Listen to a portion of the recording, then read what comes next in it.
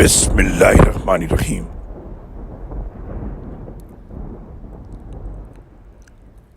آپ دیکھتے نہیں کہ اللہ تعالیٰ نے کلمہ طیبہ کی کیسی عمدہ مثال بیان کی ہے،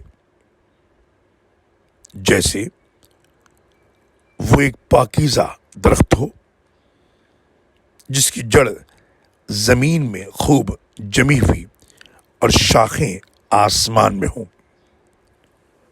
وہ اپنے رب کے حکم سے ہر آن پھل دے رہا ہے۔ اللہ لوگوں کے لیے مثالیں اس لیے بیان کرتا ہے کہ وہ سبق حاصل کریں، اور خبیث کلمہ شرک کی مثال ایک خراب درخت کی سی ہے جسے زمین کی سطح سے ہی اکھاڑ پھینکا جائے اور اسے کچھ استحکام نہ ہو۔ سورہ ابراہیم آیت نمبر 24، 25 اور 26۔ اللہ